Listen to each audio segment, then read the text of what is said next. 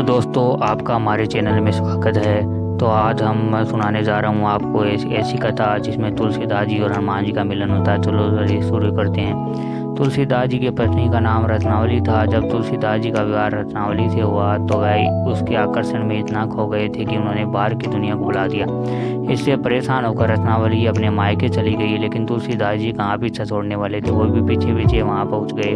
तब उनकी पत्नी ने ऐसे ऐसे कड़वे वचन बोले कि उनका वैराग्य जाग उठा और वो श्री राम की खोज में निकल पड़े। तुलसीदास जी ने अपना घर छोड़ दिया और 14 वर्षों तक तीर्थ यात्रा की, लेकिन तब भी उनको सत्य का ज्ञान नहीं हुआ और उन्होंने यात्राओं में इकट्ठा किए गए कमंडल में जल को सूखे के पेड़ की जड़ों में फेंक दिया।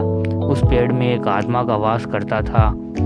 वह तुलसीदास जी से प्रसन्न हुई और कुछ मांगने को कहा। जब तुलसीदास जी ने राम दर्शन करने की इच्छा जताई, इस पर आत्मा ने तुलसीदास जी को कहा कि तुम हनुमान मंदिर जाओ, वहाँ रामायण का पाठ होता है, जिससे सुनने स्वयं हनुमान जी घोड़ी के वेश में आते हैं। तुम उनके पैरों में गिरकर मदद मांगना, वो तुम्हारी जरूर मदद करेंगे। तुलसीदास जी ने प्रेत के बताए अनुसार हनुमान मंदिर में पहुंचे और रामायण का पाठ सुनने लगे। उन्होंने देखा कि एक घोड़ी रामायण कथा सुनने में मग्न है। तुलसीदास जी समझ गए और वह उनके पास पहुंच गए। तुलसीदास जी उनके पैरों में गिर गए और उनकी स्तुति कर। हनुमान जी ने उनको वास्तविक रूप में दर्शन दिए और जल्द ही श्री राम से मुलाकात का वरदान देकर अंतर ध्यान हो गए। इसके बाद तुलसीदास जी चित्रकूट के घाट पर भगवान श्री राम की प्रतिमा के तिलक के लिए चंदन कूट रहे थे।